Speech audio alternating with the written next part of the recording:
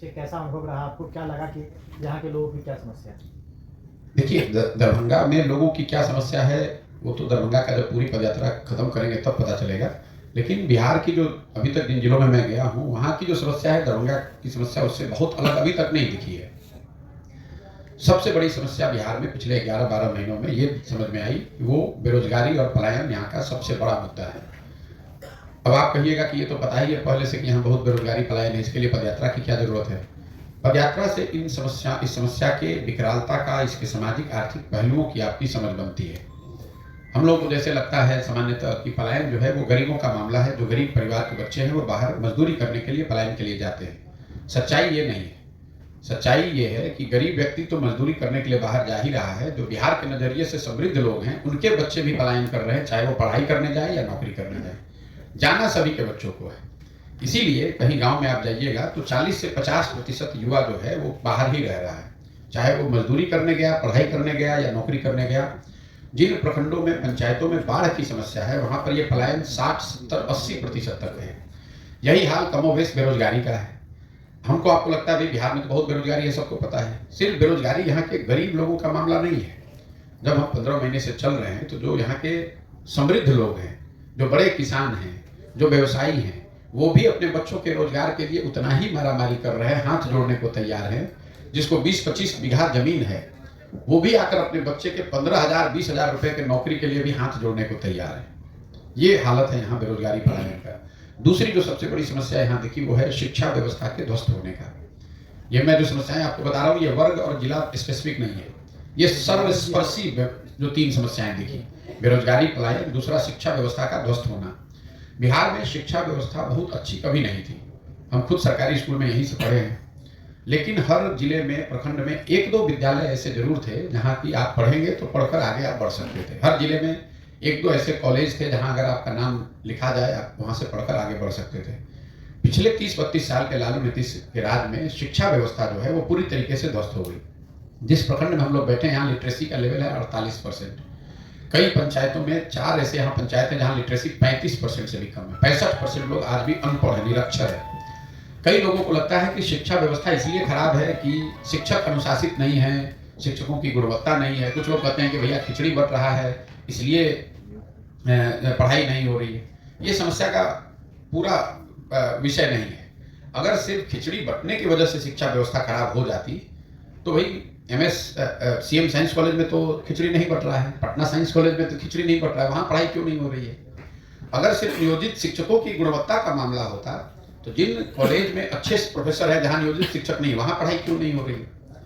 कहीं ना कहीं पिछले 20-25 वर्षों में बिहार में समाज और सत्ता, समाज और सरकार दोनों के नज़र में शिक्षा और प्राथमिकता रही ही नहीं है। समाज में इसलिए नहीं है कि लोगों को ये धीरे धीरे लग गया है कि पढ़ाई करने के बाद भी रोजगार तो मिलता ही नहीं है। जब पढ़ने के बाद भी मजदूरी ही करनी है तो पढ़ने का फायदा क्या है? और सरकार ने ये मान लिया है कि भैया पढ़ाने की जरूरत क्या है, जब सारे लोग मजदूरी कर रहे हैं और वोट दे ही रहे हैं तो हम उनको पढ़ाएं क्यों? नतीजा ये हुआ कि समता मूलक शिक्षा नीति बनाने के नाम पर हर गांव पंचायत में विद्यालय के भवन बना दिए गए। जहां भवन है वहां शिक्षक नहीं है, जहां शिक्षक है वहां भवन नहीं है, जहां दोनों है वहां बच्चे नहीं है, जहां तीनों है वहां पढ़ाई नहीं है। पूरे बिहार की शिक्षा व्यवस्था को अगर आप एक पंक्ति में समराइज करें तो यहाँ पर स्कूलों की जो छवि है वो खिचड़ी बांटने के, साइकिल बांटने के सेंटर की है, और कॉलेज की छवि है कि यहाँ से डिग्री मिलता है, डिग्री बढ़ता है। पढ़ाई दोनों में कहीं नहीं हो रहा है, पढ़ने वाला भी जानता है, पढ़ाने वाला भी जान रहा है। इसीलिए जब इस कालखंड का इतिहास लिखा जाएगा इस राज्य का, तो नीतीश कुमार जैसे व्यक्ति के मुख्यमंत्री रहते हुए शिक्षा व्यवस्था के ध्वस्त होने को उनके शासनकाल का सबसे बड़ा काला अध्याय बताया जाएगा। ऐसा इसलिए, मान लीजिए कि कल एक अच्छी सरकार आ जाए तो संभव है कि ये सड़क टूटी हुई है आपके सिंघवाड़ा ब्लॉक में, सड़क अच्छी हो जाएगी। यहाँ नहर का पानी नहीं पहुंच रहा है, नहर आ सकता है। लेकिन कल एक अच्छी सरकार आ भी जाए तो जो 2-3 पीढ़ी के लोग इस ध्वस्त शिक्षा व्यवस्था से पढ़कर निकल गए, अब उनका जीवन सुधरने वाला नहीं है। कोई सरकार आ जाए अब उनको शिक्षित समाज के पीछे ही चलना पड़ेगा। ये दोनों के बाद जो तीसरी सबसे बड़ी समस्या दिखी वो है किसानों की बदहाली का। एक पंक्ति में अगर मैं आपको किसानों की हालत यहाँ बताऊं, गांव देहात में जो लोग बताते हैं कि पहले जो खेती किसानी करने वाले लोग थे बिहार में, वो 2-4-5 बरस खेती किसानी करने के बाद कुछ पैसा बचाकर 1-2 कट्ठा जमीन खरीदते थे। आज हालात ये है किसानों का कि अगर आपके घर में कोई नौकरी नहीं करता है आपके पास कोई बिजनेस व्यवसाय नहीं है, आपके घर में कोई शादी विवाह लग जाए, कोई बीमार पड़ जाए, तो किसान को 1-2 कट्ठा जमीन बेचे बगैर उपाय नहीं है। और किसानों की बदहाली के यहाँ 3 कारण हैं। पहला कारण ये है कि यहाँ बिहार देश का एकमात्र शायद ऐसा राज्य है, बड़ा राज्य, जहाँ भूमि सुधार को लेकर पिछले 75 साल में कोई काम नहीं किया गया। नतीजा ये हुआ है कि 1/3 से ज़्यादा जमीन उसका मालिकाना हक डिस्प्यूटेड है, पता ही नहीं है कि उसका मालिक है कौन। इसीलिए जो आप समस्या देखते हैं कि दाखिल खारिज में कोई 15,000 रुपये ले रहा है, कोई 12,000 रुपये ले रहा है, वो इसलिए कि जमीनों के मालिकाना हक को लेकर कोई क्लैरिटी नहीं है, उसकी कोई व्यवस्था नहीं है। जो नीचे कर्मचारी है और कर्मचारियों के साथ घूमने वाले जो दलाल हैं, जिसको अटर्नी लोग यहाँ कहते हैं, उन्हीं के भरोसे है कि जमीन का मालिक कौन है। दूसरा, 1/3 जमीन तो वैसे बर्बाद हो गई। दूसरा, यहाँ जो जल संसाधन का जो प्रबंधन है, आधी जमीन बिहार में ऐसी है जहाँ बाढ़ आती है या आने की संभावना होती है। इसकी खूब चर्चा भी होती है। कई बार लोग कहते हैं भैया बाढ़ आता है इसलिए यहाँ किसान की हालत खराब है। वो समस्या का एक पहलू है। 50% जमीन में बाढ़ से प्रभाव है, लेकिन जो बाकी बचा 50% जमीन है, उसमें आधी से ज्यादा जमीन या तो सूखे से प्रभावित है या वहां जल जमाव का बड़ा मामला है। मधुबनी, दरभंगा में भी आप देखेंगे कोई ऐसा प्रखंड पंचायत नहीं है जहां 2-4 हजार एकड़ जमीन जल जमाव से नहीं प्रभावित है। तो आप जब सड़क पर चलते हैं तो एक साइड लोग बताते हैं कि सूखा है और दूसरे साइड जल जमाव है, जहाँ की एक ही फसल हो रही है, वो भी खेती नहीं हो रही है। अभी बगल का जिला मधुबनी है, आपके यहाँ भी मखाने की खेती होती है। मधुबनी बिहार का जलकर का सबसे बड़ा जिला है। वहाँ करीब 2,23,000 एकड़ जमीन है पूरे मधुबनी में खेती योग्य। उसमें 31,000 एकड़ जमीन सिर्फ जलकर है, पोखरे तालाब वगैरह।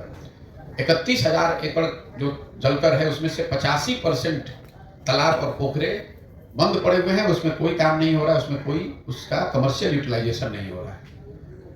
और तीसरी जो किसानों की सबसे बड़ी समस्या है, जिसकी वजह से किसान यहाँ बदहाल है, वो है फसल के दाम का उचित दाम न मिलना।